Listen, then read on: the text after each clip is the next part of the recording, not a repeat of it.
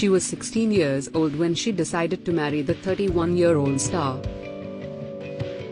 She was his biggest fan and met him frequently at parties which were thrown in the honor of the success of his movies. When he met her, his career was tumbling downhill and he wanted to regain attention from his fans. So, he proposed to her and she said yes, which garnered him the same kind of attention he had received in his life. She was just one film old when they got married and many people claimed that they did it for publicity.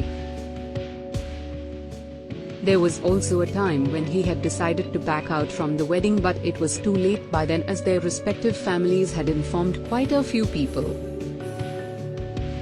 He loved what was happening around him, all the attention and the compliments he got from everyone, and all the fuss that was being made over him was something that he loved.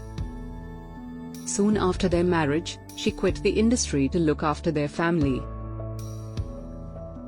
But their marriage was in shambles by the 9th year, as in 1985, she gave an interview where she said that the life and happiness in their home had come to an end on the day they got married. But despite having an estranged relationship, she stayed by his side during his last days and had even moved into his residence to look after him. The actor considered each other as a close friend, and when he decided to get married, she was the first person he had informed of his decision. According to her, he called her at 3 a.m. in the morning to tell her that he has fallen in love with a girl who he had rescued from drowning in the ocean. She recounted the incident in an interview and said that she thinks that he was very high when he had called her, as he did sound so to her. He had had 7 pegs at one party and 7 pegs at another party. Nobody walks into the sea like she said he had done, she said. She had checked the news to confirm his story, but there were no reports of a girl washing over the shore or anything like that. She spoke to him again in the evening and recalled what he had told her in the morning, as she thought he was so high that he must have forgotten. But to her surprise, he told her that the incident had happened and she thinks that he just wanted her to believe him.